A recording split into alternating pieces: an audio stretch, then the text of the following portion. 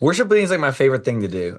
So I'm part of a community in Ohio, near Columbus area called Damascus, and I actually came here right out of high school. The big thing that they had done for now 20, we're celebrating 25 years is running summer camps. So they're in summer camps for 25 years, and I was a camper for 2 years, hopped on staff for a year, my last year of high school, and then yeah, ended up right out of high school. They have a 2-year missionary program, and so I came into the program. It's just a lot of formation. It's a lot of running retreats and stuff throughout the year, and just really leading, mostly at that point, middle schoolers to like encounter Jesus because these kids were going to school and going to classes and whatever, and like learning about Jesus, but not actually encountering Jesus. And so the whole goal was like, how do we lead them to an encounter with Jesus?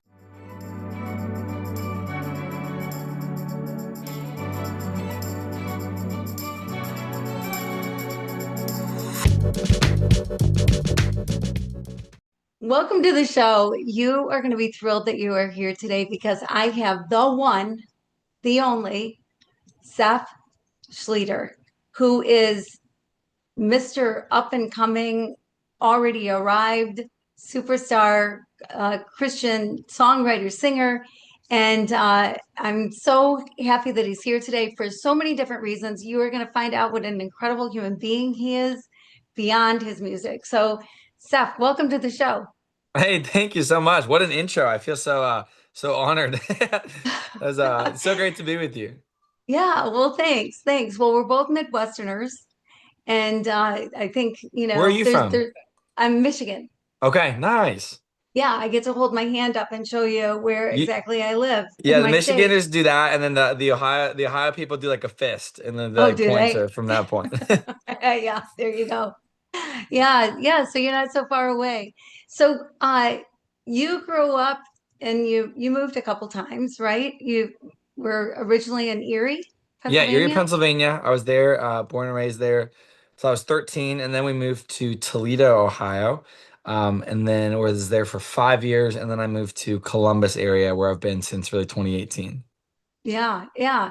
And so all along, I'm just curious, like 8 years old, when you were 8 years old, did you think, man, when I grow up, I want to do what you're doing now? No, not really. I mean, I didn't really, as a boy, you kind of you jump around between so many different things, and I wanted to be a Jedi first and foremost.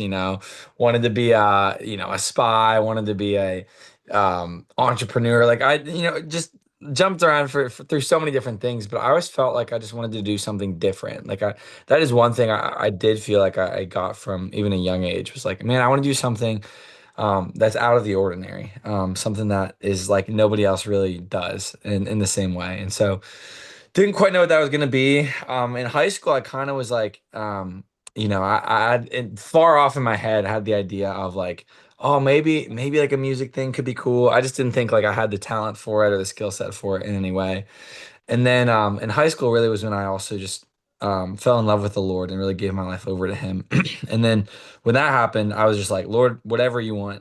It's like I just want to do something to bring people into the same encounter that I have with you. Like I want people to know you like I know you. And so whatever that looks like. And didn't really think music was going to be the main avenue for that, but kind of gradually the Lord just began to uncover that and grow me in that to where now it's like, yeah, it makes total sense is what I'm doing.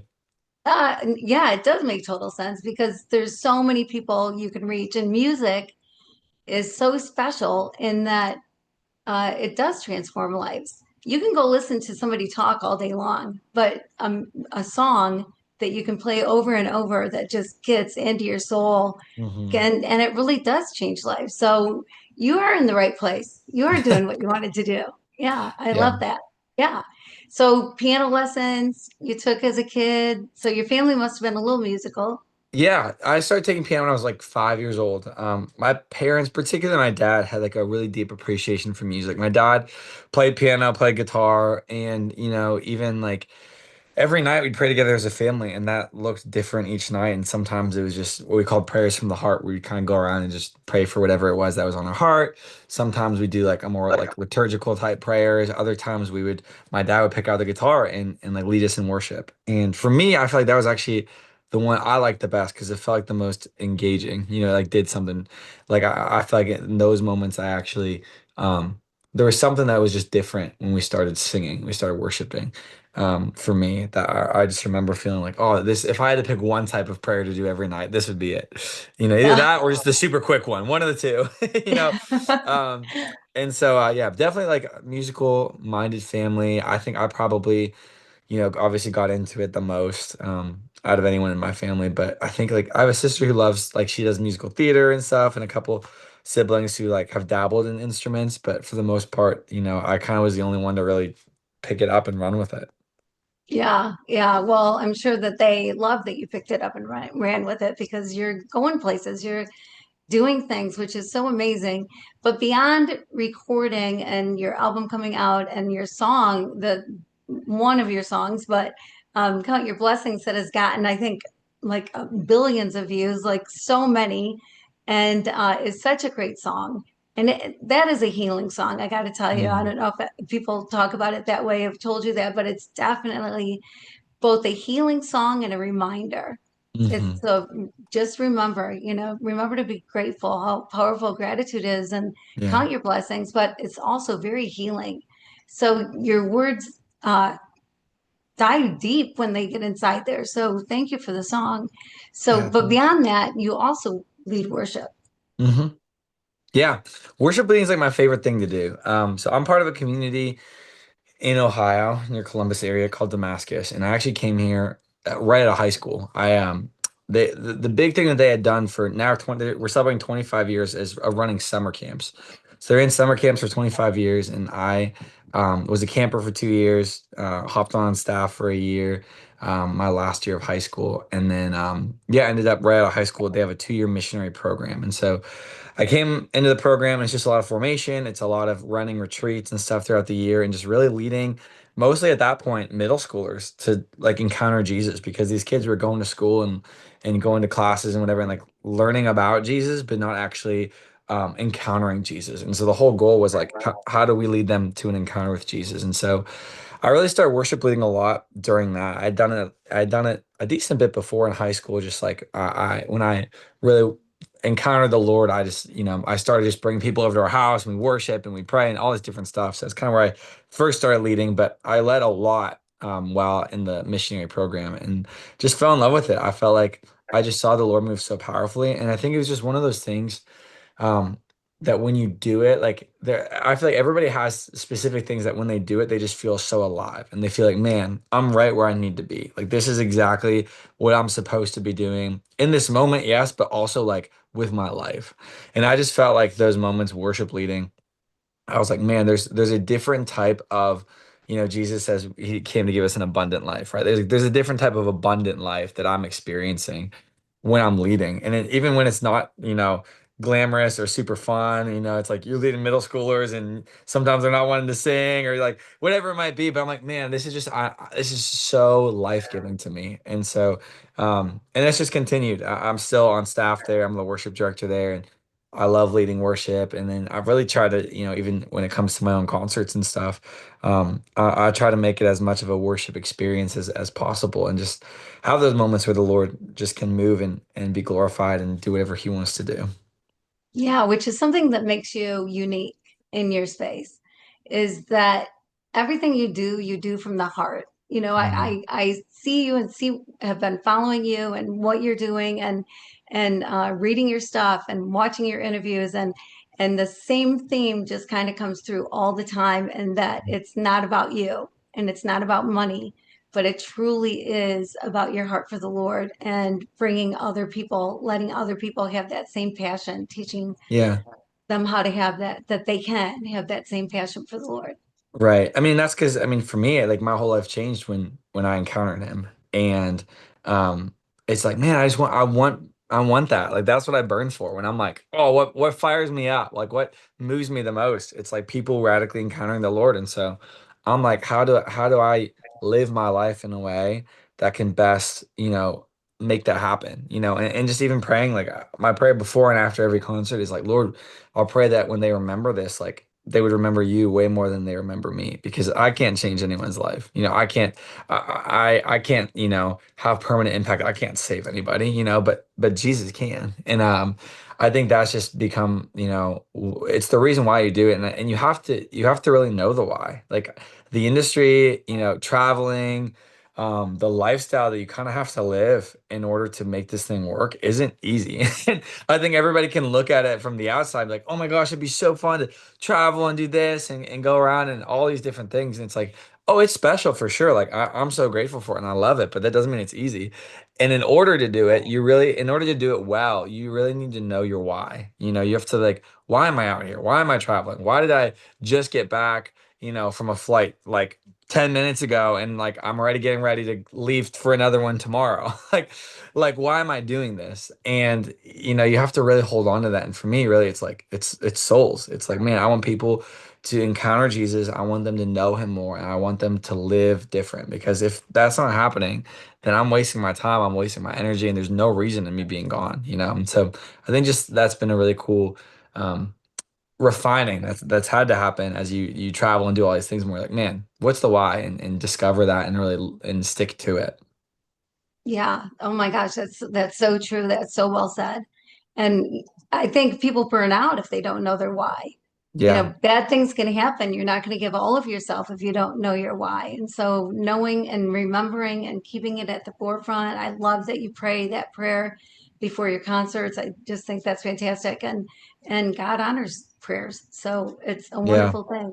So speaking of God, I'm just curious. So you know how you can go different ways in life, right? There's different doors that open, and you can go, okay, I'm going to take this one now. I'm going to take that one now. And Yeah. sometimes it's real clear, and sometimes it's a little hazy which way to Hmm. go, Yeah. but it leads you to today. All your days lead you to today. Was there ever a time when you had a hazy step when you were like, Lord, is this you or isn't it you? Which way do I go with this? Yeah, I mean, I think there's like a big marking moment in my life was right out of high school. I was really passionate about the Lord. Again, like I knew I just wanted to do something for him. I wasn't sure what it was, and was kind of trying to figure out what to do post college. And I had an opportunity for like basically a full ride to a university in Florida. And that's what I was gonna do. I was like, "Oh Lord, this has to be you. Like, I got a full ride. I have a roommate picked out. Like, this is your will." And for me, again, it was like, man, I want to go there and do ministry. Like, that's the main reason I want to go there. I have a full ride, so I'm like not wasting money, and I can go and just like evangelize and do all this stuff. Um, and in that season, like I felt just as I continued to discern and pray and grow closer to the Lord. I felt him calling me to turn it all down and then go join this missionary group in the middle of nowhere, Ohio, where, it wasn't big, it wasn't glamorous. Again, at that point, they were kind of just running retreats for middle schoolers, and it was just hard. It was like a really, hard life to pick up. And you compare that to like sunny Florida, college life, full ride, everything taken care of. It was like, what? And I remember just feeling like the Lord calling me to, like, give it all up and just like surrender it. And I was like, this makes zero sense. But in my heart, I felt so much peace and even joy about it. I was like, this is right. And I can't explain it, but I know it just feels so right. But then everybody around me was like, what are you doing?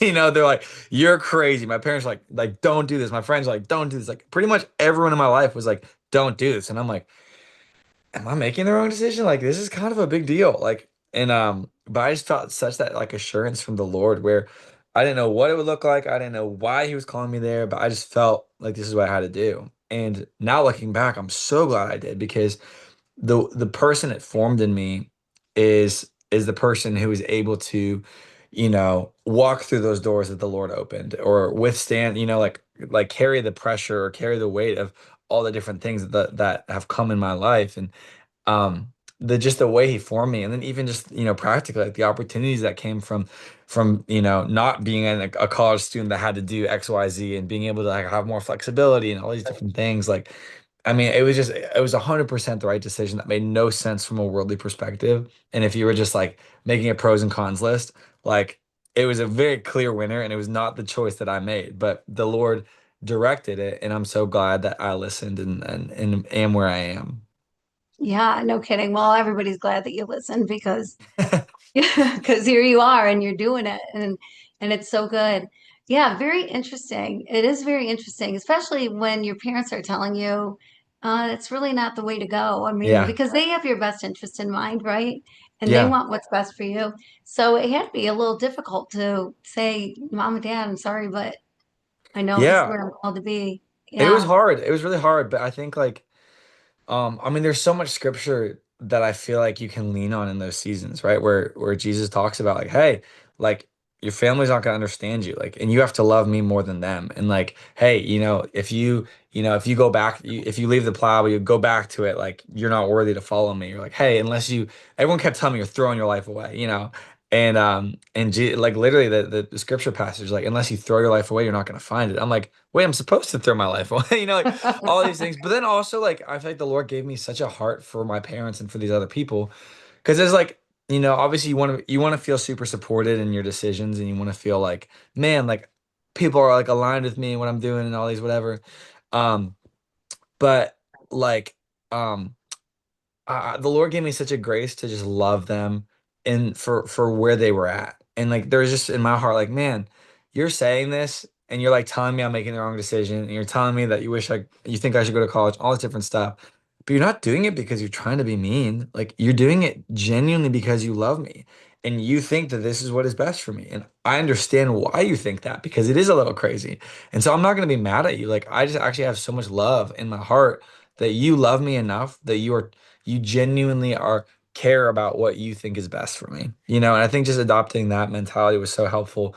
And I think it was just a grace in that season to not hold any bitterness or like frustration towards what could have been a very bitter and frustrating, opportunity because it's like, man, why aren't you supporting me in this? And like, this is from the Lord. Like, why aren't but really just having so much mercy and compassion and like, hey, I understand that. And just listening to them, like, thank you so much for loving me enough to care. Yeah, yeah, that's cool. That's really cool. And I'm sure at some point in time they've come around and they said, Yeah. you know what? Not such a bad decision after all. Yeah, for sure. Yeah, yeah, yeah. But I'm sure you also don't say I told you so. Yeah, definitely not. No, that's good. That's good. So I want to hear about Count Your Blessings. How did that come about? Where were you when it came to you? Why did you write the song? Yeah. So I was with two other writers. We were oftentimes, these songs that we hear come from, a group of people collaborating together, which is really special because it's like, there's so much power in collaboration, and just being able to like to teamwork together, and so I'm with these two other writers, and one of them really had this idea for the song, an idea around like counting my blessings and this chorus, and we're like, man, it felt so applicable to our lives because I think all three of us were in a season where um, the way we described it is like we were living in the answer to prayers we had prayed years ago. Like we had prayed for this to happen in our career, and this to happen in our family, and this to happen in our relationship, and this to happen in XYZ, and we were living in it. But it's so easy to like forget to actually pause and thank the Lord for it because we're too busy like looking at what's next and what other goal to accomplish and what's the next big thing. And I think for us, it was like, man, let's write a song that just speaks to like pausing and counting our blessings and knowing that like, hey, when things are good, don't forget to count your blessings because there's so many around you and we forget to actually like pause and thank God for it. And hey, when things are hard, don't forget to count your blessings because if you actually think about it, there's just still so many things to be grateful for. And so that's really where the song came from. Yeah, yeah. Were you surprised that it took off the way that it did and went so viral? And when did you know? I heard that you were on your honeymoon, like you weren't even at home, sort of pushing it out there when it really exploded. Is that right? Yeah.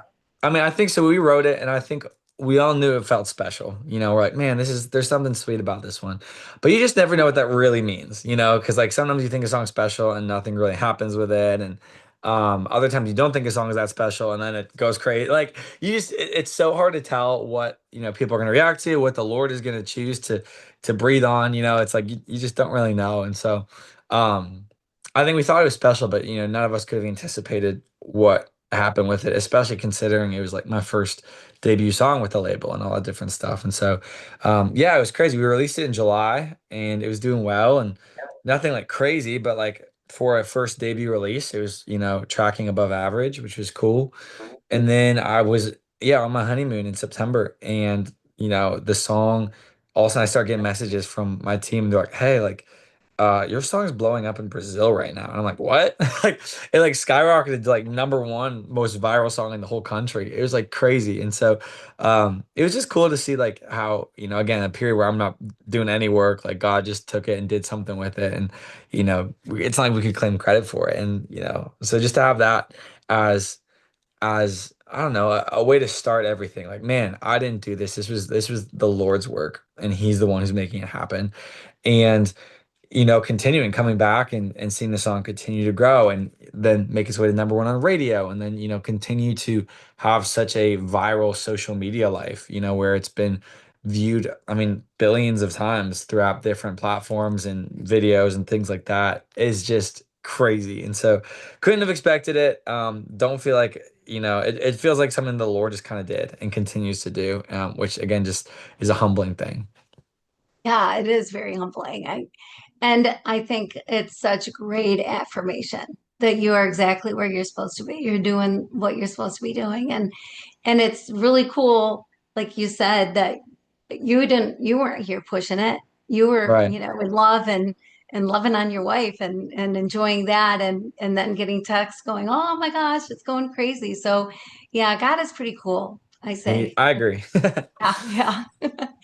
So where can people listen to you, see you? What do you got going?